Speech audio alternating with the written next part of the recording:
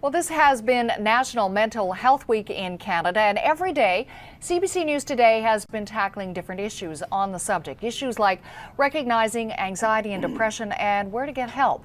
Today, we're zeroing in on a type of depression that has certainly seen a lot of media coverage in recent years. It used to be called baby blues. Now we know it as postpartum depression, something Canadian singer-songwriter Amy Skye has lived through since first becoming a mother 16 years ago. She actually wrote about it in her song about being a mom. It's called I Will Take Care of You. Here's a bit of it for you now. Her mother rocked her in her arms and she kissed the tiny brow, and she said, darling, I'm just as scared as you, but I promise you somehow I will take care of you, the very best that I can. And Amy Skye joins us now. So in that song, you talk about some of the fears. What were some of the fears 16 years ago when you had your first daughter? So what were the fears? Well, you know, I experienced a range of distorted thinking that at the time I really didn't want to put the label postpartum depression on, because depression was not really a large part of what I felt. I would one day I was sitting there with my daughter and I saw all the cords, the electrical cords in our house, and I thought, you know, I'm going to be electrocuted, and I needed to run outside into the driveway with my daughter, and just distorted thinking, exaggerated sensations and thoughts. So when you were experiencing some of that, and obviously the fear of electrocution was an extreme case of anxiety, we all know that first-time moms, and certainly you know, immediately after birth, you're exhausted. Anxiety kind of comes with the territory. So tell me more about the extreme feelings that you were having that clearly were part of postpartum depression and not just the sort of trauma of being a mom. Well, as I said, I had that symptom of the fear of electrocution, but it was just really more unexplained mood changes. Like I'd be fine with the baby, and then it would be like a light switch turning off, and I would just feel completely irrationally panicked about nothing really in general. Just the sharp mood changes. I had very distorted, confused thoughts running it through my head, almost like I could hear my thoughts out loud.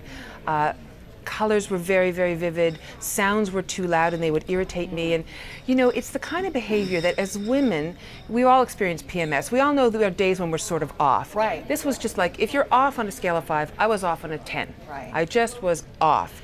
So when you knew that this was beyond being off, how did you get help, or what did you do? Well, the problem is I didn't know. And people were trying to tell me. A public health nurse kind of came around and said, you don't seem quite right. My doctor I spoke to over the phone said, I think you might have postpartum depression. He gave me pills. I didn't accept it. I didn't believe it. Like so many women, I was in total denial. I blamed it on exhaustion. I blamed it on nursing. I blamed it on a hard delivery. And you'd get over it if you just soldiered through. Just pushed on through. Hey, I had natural childbirth. I could have natural recovery from depression, you know. And the problem with that is that once you've gone through this, I mean, I was fortunate enough, I didn't have the kind of symptoms that led me to want to harm my baby, which is, you know, that's a real red flag for women. If you have those kind of feelings, you definitely should call your doctor. You should call your doctor anyway. But it recurred the second time with my second child as well. And again, I soldiered on through it. Didn't want to admit I had a mental health issue or mood disorder at the time. Came back 7 years later.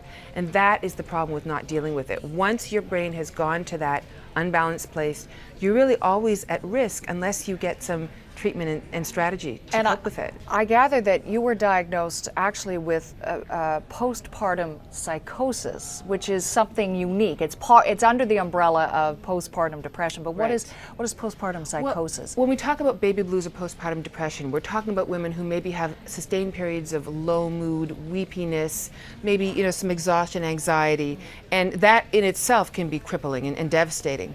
The postpartum psychosis symptoms are more of what I experienced with the hallucinations. I had one night I woke up, I was sure that my dead father-in-law had come to visit.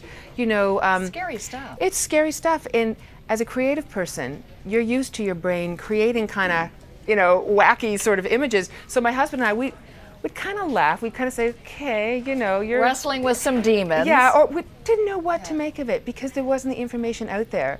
And I basically also, though, was bedridden for 3 months. When I was awake, I was kind of hyper awake, having weird sensations, weird thoughts. I couldn't drive. I had difficulty doing small motor tasks. But then I'd go back to sleep, and we just kept waiting for me to wake up one day and feel like myself, which fortunately for me, because I had a supportive relationship, my mother came to help me take care of the baby, my husband was supportive, I was able to soldier on through. So what in the end helped you? Probably the fact that they let me stay in bed for 3 months, which is kind of a waste of the first 3 months of your baby's life, you know. Really, in the end, my third episode, which was not related to a baby's birth, Right. I was in treatment. I did something called cognitive behavioral therapy. I went on antidepressants for a couple of years. Going on the antidepressants helped me understand what a baseline of normal feels like, what it's like to wake up without a knot in your stomach, without feeling anxious. I like to equate it to when you wake up and you can see that the sky is blue.